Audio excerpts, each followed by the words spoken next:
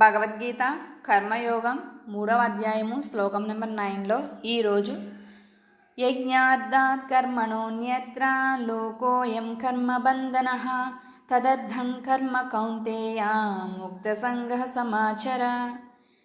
దీని యొక్క పదార్థం కంటే ఈరోజు అర్థాన్ని వివరిస్తాను, టైం లేదు నాకు. విష్ణువు కొరకు యజ్ఞ రూపంలో అంటే భగవంతుని కొరకు యజ్ఞంలో చేసే కర్మను మనం చేయాలి.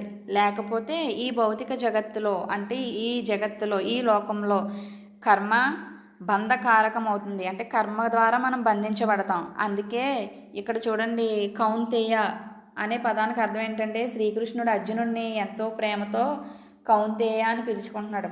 అంటే ఓ కుంతి పుత్రుడా అని ప్రీతి అర్థమే. నీ కర్మలను నువ్వు చెయ్యి, ఆ ప్రకారంగా నువ్వు చేస్తే గనక నువ్వు బంధ విముక్తుడివై ఉంటావు అని శ్రీకృష్ణుడు అర్జునుడితో మాట్లాడుతున్నాడు.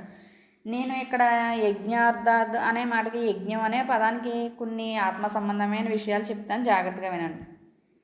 యజ్ఞము అంటే ఈ పని కేవలం మన పురోహితులు చూడండి, పండితులు వీళ్ళందరూ హోమగుండాలు తయారు చేసి యజ్ఞం చేస్తారు. వాటిలో నెయ్యి వేసి ఇంకా ఏయో చేస్తారు కదా హోమాలు అవిని.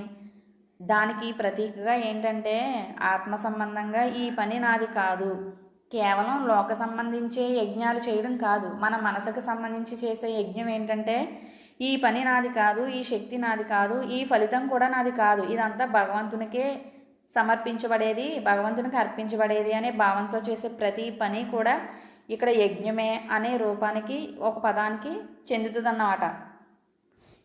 అగ్నిలో నెయ్యి వేయడం మాత్రమే యజ్ఞం అని ఎప్పుడు కూడా అనుకోవద్దు దయచేసి ఎవరు కూడా. ఎందుకంటే దీనికి ప్రతీకగా అహంకారాన్ని స్వార్థాన్ని భగవంతునికి సమర్పించడం కూడా యజ్ఞమే. ఫర్ ఎగ్జాంపుల్, ఒక ఇద్దరు వ్యక్తులు ఉన్నారే అనుకోండి. చూడండి, ఇప్పుడు ఈ చాలామంది ఇన్స్టాగ్రామ్లో ప్రతి ఒక్క దానిలో కూడా షేర్ చేస్తున్నారు, ఎవరికన్నా సహాయం చేస్తుంటే. ఇద్దరు వ్యక్తులు ఏమో ఉన్నారు, ఒకరు ఏం చేస్తారో సాధారణంగానే ఎవరికైనా ఒక చిన్న హెల్ప్ చేస్తారు, ఎవరికైనా ఒక భోజనం పెడతారు. దాన్ని ఇది నేను చేసే ప్రతి పని ద్వారా నన్ను అందరూ మెచ్చుకోవాలనే ఉద్దేశంతో దాన్ని ఒక వీడియో కింద చేసి అప్లోడ్ చేస్తూ ఉంటారు చాలామంది. ఈ పని నేను చేశాను, నన్ను మెచ్చుకోవాలి, నన్ను గొప్పగా వాళ్ళు చూడాలి అనేటువంటి పని చేస్తారు చూడండి. అలాంటి వాళ్ళు ఒకరు ఉంటారు. ఇంకొకరు ఏంటంటే నేను చేసే ప్రతి పని 10 మందికి తెలియకపోయినా పర్వాలేదు, భగవంతుడికి తెలుసు కదా అనేటువంటి ఉద్దేశం కలిగి ఉంటారు చూడండి. అలాంటి వాళ్ళు ఇద్దరు ఈ టైప్ ఉంటారు. ఈ రకంగా ఉంటారు, ఈ రకంగా ఉంటారు. ఇక్కడ చేసే పని ఏంటంటే స్వార్థంతో చేశాడు ముందు చేసే వ్యక్తి.